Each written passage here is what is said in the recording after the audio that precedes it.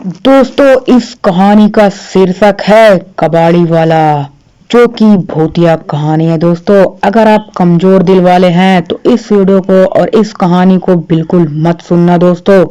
तो दोस्तों, आपको मैं यह कहानी बताने से पहले कहना चाहूंगा कि अगर मेरा चैनल आपने सब्सक्राइब नहीं करा अभी तक तो दोस्तों सब्सक्राइब कर लो, क्योंकि सब्सक्राइब करना फ्री है और इसमें आपका कोई नुकसान भी नहीं है दोस्तों।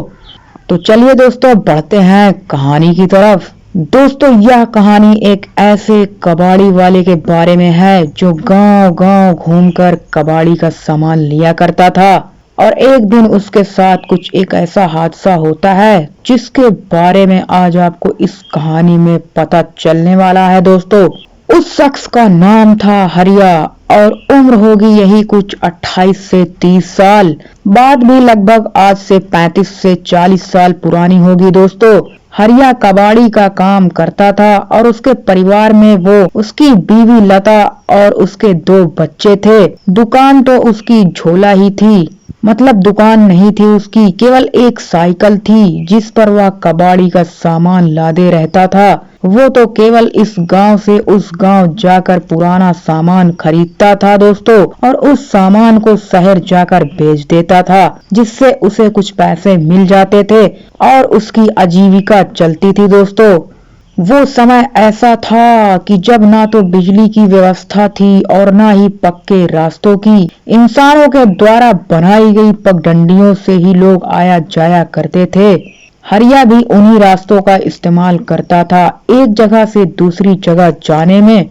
ऐसे ही एक दिन की बात है जब सुबह सुबह ही हरिया दूसरे गांव में भंगार का सामान लेने के लिए निकल गया था। आज उसका दिन अच्छा था और उसको बहुत सारा कबाड़ी का सामान मिला था, तो उसने सोचा कि चलो 1-2 गांव और घूम आए तो थोड़ा और सामान मिल जाएगा। यही सब सोचकर वो दूसरे गांव भी चला गया दोस्तों।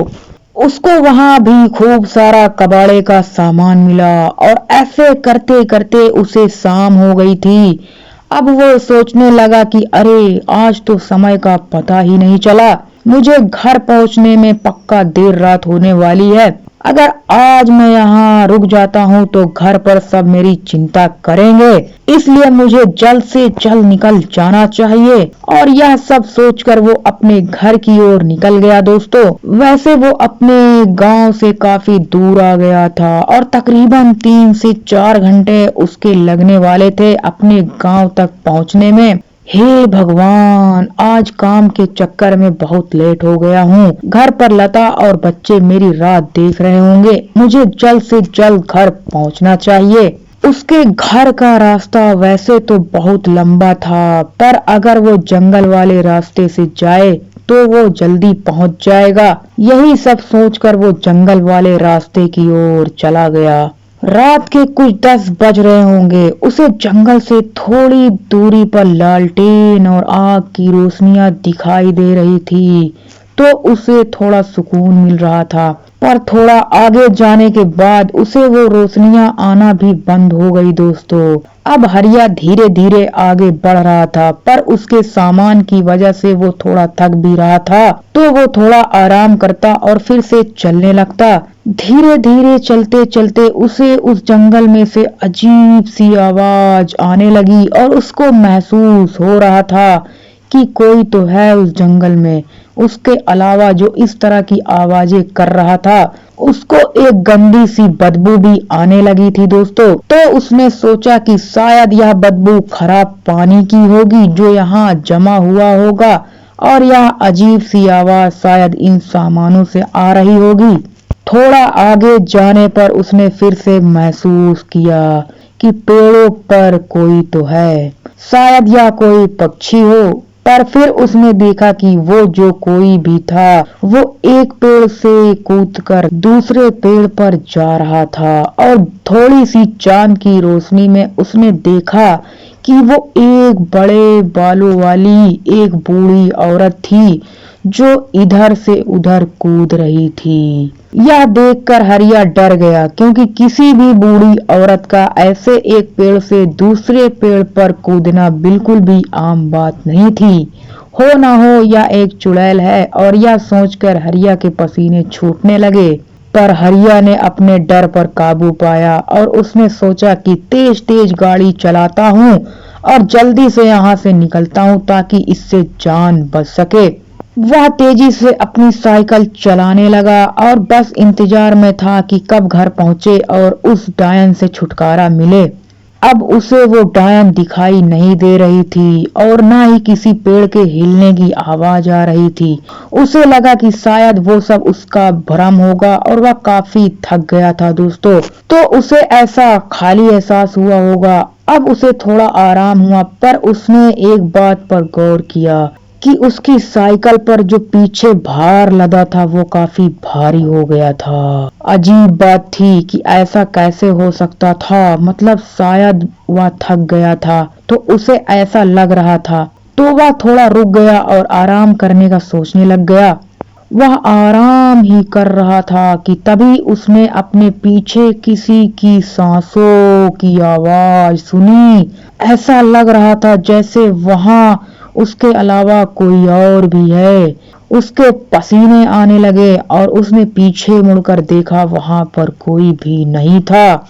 वह काफी थक गया था, उसे टॉयलेट करके निकलना चाहिए। उसे पेशाब आ रही थी और उसने पेशाब करने के लिए पास ही एक झाड़ी तक गया और जब उसने अपना काम खत्म किया तो जब उसने अपनी साइकिल तक जाने की सोची तो उसने देखा कि एक बूढ़ी और सफेद बालों वाली या वही चुड़ैल थी जो कुछ देर पहले पेड़ों पर कूद रही थी। उसे देखकर उसकी जीभ गले में ही अटक गई दोस्तों। वो चुड़ैल काफी भयानक थी और उसका चेहरा बहुत ही बदसूरत और काला था। उसकी एक लंबी नाक थी और उसने काले रंग की साल ओढ़ रखी थी। वो उसकी ओर देखकर हंस रही थी और अपनी जीभ मेरी तरफ करके मुझे उसके पास बुला रही थी। यह देखकर कबाड़ी वाला समझ गया कि यह एक मांस नोचनी चुड़ैल है और आज ये उसका भक्षण करेगी। उसने उसके हाथ में एक बड़े गंडासे को देखा और वो चुड़ैल उस गंडासे को हवा में हिलाती हुई उसके पास आने लगी। बस अब जितनी जान से हो सके कबाड़ी वाले को भागना होगा, वरना ये चुड़ैल उसे जिंदा खा जाएगी। और यह सोचकर हरिया तेजी से अपने गांव की ओर भागा और वो चुड़ैल भी उसके पीछे पीछे तेजी से भागने लगी। वो चुड़ैल उसके पीछे भागते वक्त बड़ी ही भयानक और विकराल रूपी लग रही थी दोस्तों। पर हरिया भी जोर जोर से हनुमान जी का नाम लेते हुए भाग रहा था और बस गांव तक आ ही गया था। तभी चुड़ैल ने एक जोर की छींक निकाली और कहा, रुक, मुझे बहुत भूख लगी है। और फिर वो चुड़ैल हवा में ही गायब हो गई। हरिया फिर भी भागता रहा और गांव के मंदिर में जाकर बेहोश हो गया। फिर अगले दिन जब उसको होश आया तो सभी ने उससे पूछा कि क्या हुआ था हरिया, तेरी ऐसी हालत और तू यहाँ क्यों सो रहा था? देख, पूरी रात तेरे बीवी बच्चे कितना चिंता में थे। चल अब बता, तेरे साथ क्या हुआ था? फिर हरिया ने उन्हें पूरी बात बताई तो वे सब उससे बोले, अरे तेरा दिमाग खराब था क्या जो तू उस मांस नोचनी के जंगल से गुजर कर आया? खैर देख, तेरे भाग अच्छा है जो तू बच गया, शायद भगवान ने तुझे बचा लिया है। फिर हरिया उठा और उसने भगवान को धन्यवाद किया और अपने बीवी से मिलकर वो कुछ गांव वालों के साथ उस जंगल में उस जगह चला गया जहां पर उसकी कबाड़ी का सामान लादने वाली साइकिल थी। उन लोगों ने वहां जाकर देखा कि उसकी साइकिल के टुकड़े और कबाड़ी का सामान यहाँ वहां पर पड़ा था। यह उस चुड़ैल का ही काम था। हरिया उस दिन बच गया था और फिर उसने गांठ बांध ली कि अब वो इस जंगल में कभी नहीं आएगा। तो दोस्तों, यह थी इस कबाड़ी वाली की कहानी और उस जंगल में रहने वाली मांस नोचनी चुड़ैल के बारे में। तो अगर आपको ये कहानी इंटरेस्टिंग और हॉरर लगी हो दोस्तों तो वीडियो को लाइक कर देना और मेरे चैनल को भी आप सब्सक्राइब कर लेना दोस्तों। सब्सक्राइब करना एकदम फ्री है। ये कहानी अपने दोस्तों को भी शेयर करो दोस्तों, ताकि वो भी इस कहानी के बारे में जान सके। तो अभी के लिए बस इतना ही दोस्तों, फिर मिलते हैं अपने नेक्स्ट हॉरर स्टोरी के साथ। तब तक हमारे चैनल पे बने रहें। अपना ध्यान रखना दोस्तों। चलता हूँ, बाय बाय, टेक केयर।